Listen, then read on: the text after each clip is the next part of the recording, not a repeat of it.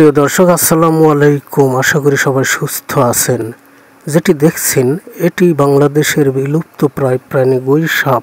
এটি বাংলাদেশের বিভিন্ন অঞ্চলের হাঁস ও মুরগির বাচ্চা খেকো গুইসাপ। বাংলাদেশিদের হিংস্র মনোভাব এবং নিছক ভুলের কারণে এই গুইসাপ বিলুপ্তির পথে। এমনই একটি প্রাণী আছে যারা মরুভূমিতে বসবাস করে। এরা তৃণভোজী হয় বা নিরামিষভোজী হয়। আকারে 10 থেকে 12 ইঞ্চি এবং 3 থেকে 4 ইঞ্চি চওড়া হয়, তার একটু বড় হতে পারে। মধ্যপ্রাচ্যের কিছু জনগোষ্ঠী এবং ভারত পাকিস্তানের কিছু হিন্দু জনগোষ্ঠীর খাদ্য, যার মৌখিক নাম সান্ডা।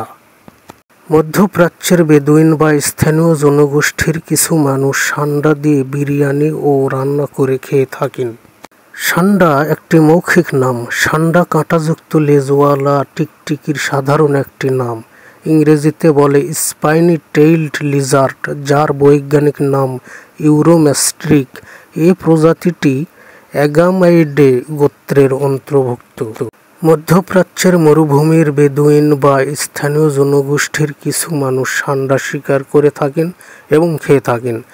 এদিকে ভারত ও পাকিস্তানেও কিছু হিন্দু জনগোষ্ঠীর সান্ডা শিকার করেন এবং সেই সব নিচু বর্ণের হিন্দুদের প্রিয় খাদ্য হলো সান্ডা।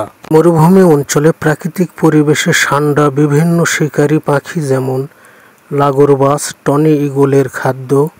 মরুভূমির শিয়াল ও সাপরাও এদের গর্তে হানা দেয়। এখন প্রশ্নটা হলো, ইসলাম ধর্ম এবং মুসলিম জাতি হিসাবে সান্ডা খাওয়া যাবে কি যাবে না, হারাম কি হালাল? পবিত্র কোরআন শরীফে সান্ডা খাওয়ার উদাহরণ এখন পর্যন্ত কেউ দেখাতে পারেনি। প্রশ্ন উঠতেই পারে, ইসলামের সান্ডা খাওয়ার কোনো বিধান আছে কি? নবী করিম সাল্লাল্লাহু আলাইহি সাল্লামের সামনে একবার নবী করিম সাল্লাল্লাহু আলাইহি সাল্লামের সাহাবীরা সান্ডা পরিবেশন করেন। তখন নবী করিম সাল্লাল্লাহু আলাইহি সাল্লাম সান্ডাটি খাননি। সে সময় তার সাহাবীগণ জিজ্ঞেস করেন, ইয়া রাসূলুল্লাহ, আপনি কি এটি খেতে অপছন্দ করেন? এটি হারাম? এই প্রশ্নের উত্তরে নবী করিম সাল্লাল্লাহু আলাইহি সাল্লাম বললেন, এটি আমার কওমের খাদ্য নয়, তাই আমি এটি খাই না। সহিহ বুখারী হাদিস নম্বর 5537, সহিহ মুসলিম হাদিস নম্বর 1944। অর্থাৎ এটি তিনি নিজে না খেলেও সাহাবীদের খেতে মানা করেননি, এমনকি সাহাবীরা তার সামনে এটি খেয়েছেন। ফিকহবিদগণ এই সকল হাদিসগুলো বিশ্লেষণ করে বিভিন্ন ধর্মে সান্ডা খাওয়ার হুকুম নির্ধারণ করেছেন। ইমাম আবু হানিফা রহমতুল্লাহ আলাইহি সাল্লাম বলেছেন, সান্ডা খাওয়া মাকরুহ তাহরিমি। এর অর্থ এটি না খাওয়াই উত্তম, কারণ এটা অরুচিকর একটি প্রাণী যা মানুষ সাধারণত খেতে চায় না।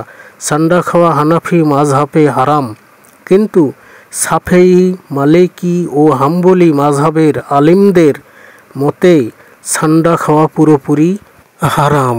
আমরা মরু অঞ্চলের যে প্রাণীটিকে সান্ডা বলছি, আরাবিক ভাষায় এই প্রাণীটিকে দব বলা হয় মরু অঞ্চলে।